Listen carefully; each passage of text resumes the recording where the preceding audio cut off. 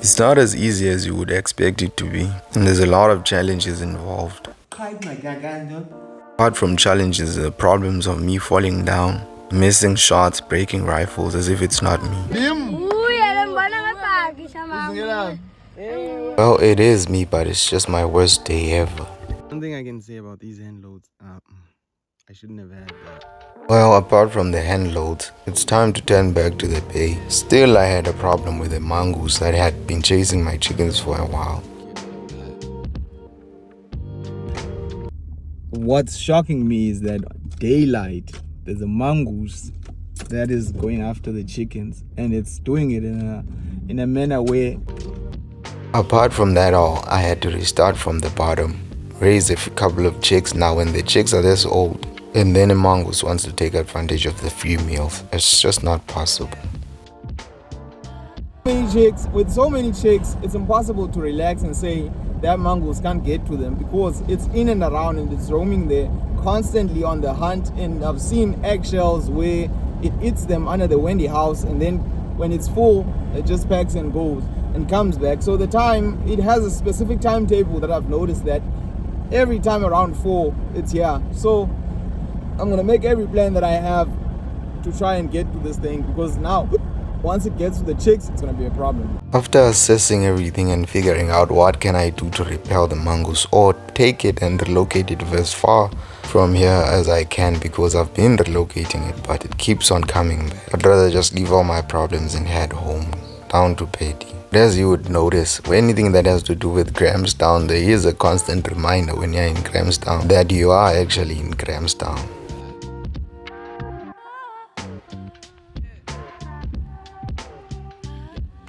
So yesterday I traveled down and I was able to arrive here at home, and everything was the same as last time I left it. And at least now I'm just gonna double check some of my zeros and see if I can happily say I'm ready for. The double checking gave birth to all my problems. I don't know whether it's the loaded ammunition but at least one thing is still going well. The lambs are well and healthy and alive. Apart from that, everything else is not exactly as what I left it to be. It's either it shoots over or under, but it's not consistent. The 223 is not something I can talk about for now.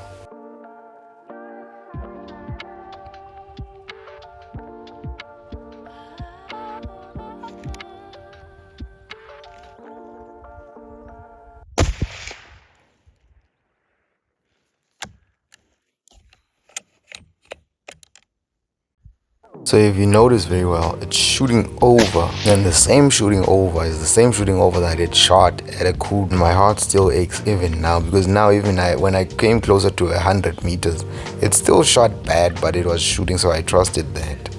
So the 223, it doesn't want any changes, doesn't want any fiddling. It should stay with the same load.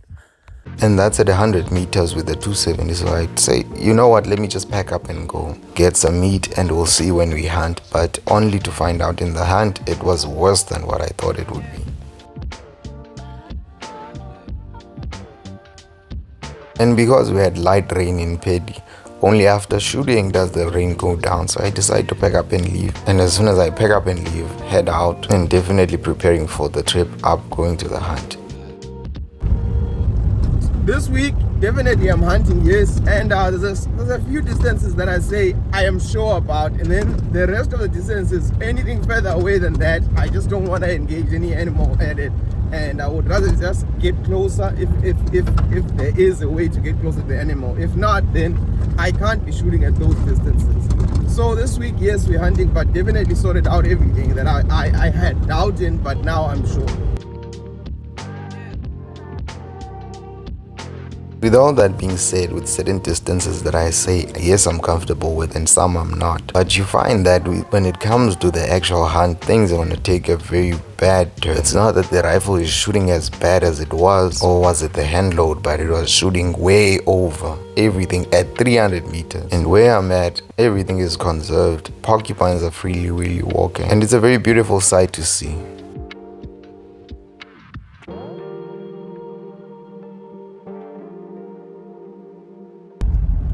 So I've arrived, yes, but the conservation this side is great. But not everything is to be seen and killed, but just seen.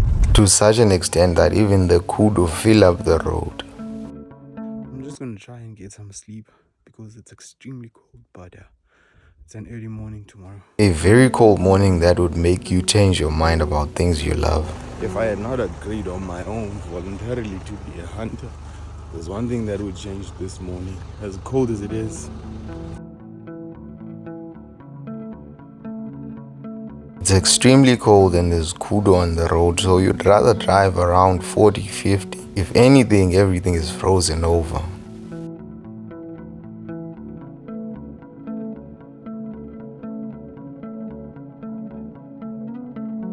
Like every other hunt, I would prepare, take out my rifle, put on the suppressor, and put all my faith on the rifle because it's done things that I've expected it to do. And as soon as the stalk starts, we see a couple of animals, but it gives hope when you see a few animals and see a healthy population of Valry buck. There's hope we've arrived and we've just seen a Valry buck.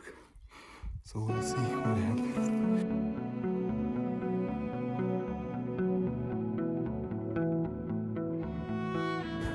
It's night. It's just nice to spot a female kudu, but there's nothing you can do with her because she's across the border of this one. And once we make the turn around the hill, we see kudu, but now I trip and I fall. And I only see these are young female kudu, so there's nothing I can do but try and crawl to them.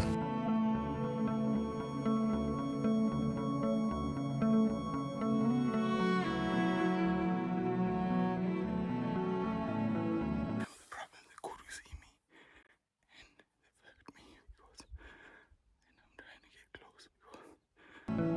So while looking at the young female kudu, I saw that these are young female kudu and I can't do anything. But out of nowhere, a very huge bull comes out and stands in front of a bush before going over the fence. I take the shot on him and he just looks at me again. And the dust lifts up behind him and he goes and he crosses the fence. Hence I was just looking at him now.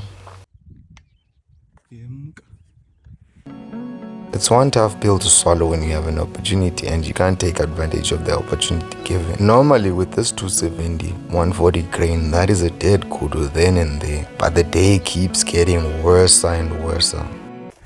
So it's a matter of, it was young females, very young females, and one big kudu bull, and went over the hill and over the fence. So there was nothing you can do. Just watch and let him go over. And the hunt continues, but now as it continues, there's a sense of doubt and also guilt in terms of why did I not prepare as much as I normally prepare. But a lot of factors had a play in this and then led to exactly what is happening. So we decide to eventually pack up and go.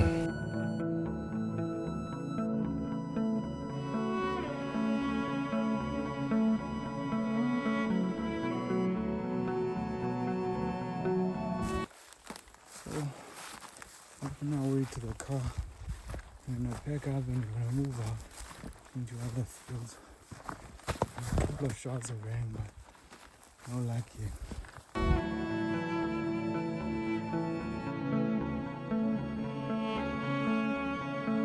We're trying our last riverbed, trying to walk and stalk, but trying to walk and stalk and we'll see if anything pops up. A couple of opportunities present themselves and the rifle keeps failing. I decide to point at the rock and shoot. The rock confirms, but you can't know how low or how high. I can never confirm or put my finger on it, but we all just out of the blue. I don't know whether it's superstition or what, but we all take shots and we miss. We all mutually decide, you know what, let's just have lunch and wait and take a break. And after the break, then we'll see how the rifles perform and what happens. And slightly that helps us out in a way.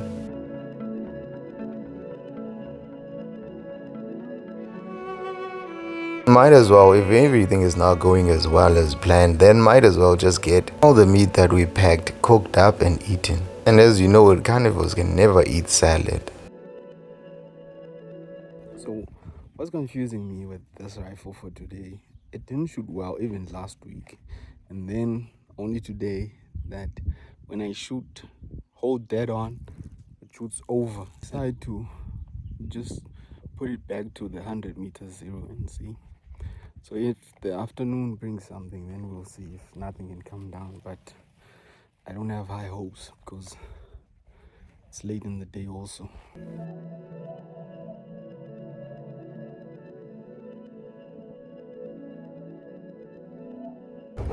The last turn, the last turn, and we'll see if nothing happens, but definitely something's gonna happen. For the second time we try our luck, but now a couple of reed bugs show themselves. But hey, Yeah, I seen a reed bug running through in front of me hard, and I tried one shot offhand, didn't work, and then it was over the hill at maybe 400 meters and still didn't work out well. now I start questioning everything that I've done. I question everything. It's either it's me, it's the fall, it's the ammunition, or did I break the scope? It's the second week now, and I've been hunting for 2 weeks. That's either the rifle is not zeroed properly or it has lost zero, because the opportunities present themselves, but it just turns out not as what I know it to be or what I know hunting to be, because I've tried as much as I can, but there's no luck. There's just no luck. Eventually I noticed that it's not a matter of luck. There is one variable that has changed from what I know the rifle to perform as. It's time we give up for today and pack out, because there's nothing more that can ever happen now. We've tried it all. Just as I finished making the video, 2 shots rang and I can hear chat out of the radio that the kudu's down, kudu down. And as we were distributed across the hills, opportunities presented themselves and the opportunities were taken advantage of. Now the hardest part started because we were distributed in very far camps. I now have to help out with the first kudu on the other side. Now having to help with this one kudu that I spotted down, take out the blood, and we now have to carry the rest of the kudu. It takes us almost 5 hours to pack out the kudu and take them out of the mountain. So my strategy is when it's time to carry, I look at how the terrain is.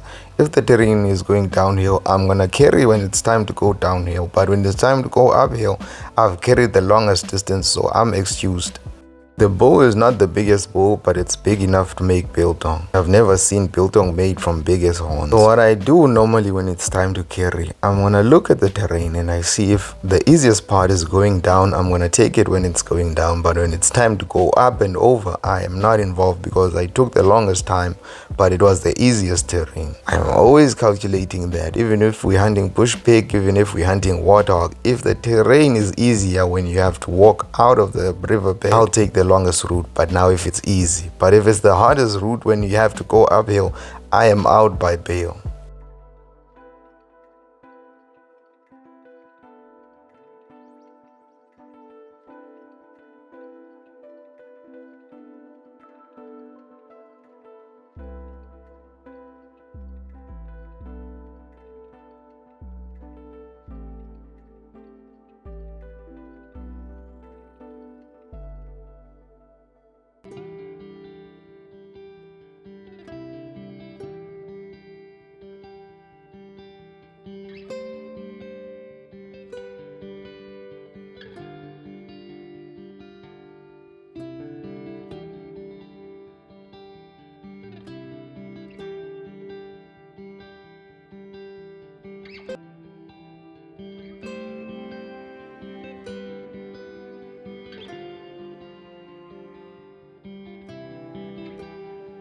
Time has come to head home, or say head back to reality, where I go back to PE and sort out a few things. But one thing that I've figured out throughout the night, I've been thinking, because my rifle normally up to 300 meters, I don't have any holdover or anything. I just point where I want to hit, and that's where it hits. But now there's a couple of changes that I struggle to understand what is happening, how is it happening, because Normally at 150 it's almost dead on, and even at 300 just a bit low. So it's a 270 at the end of the day, and I trust the 270 more than the 223. I'm not gonna lie. Yes, the 223 might be lethal with the choice of whatever shot placement, but I don't need to figure out where should I shoot. I just want to be able to quickly point and shoot and dead.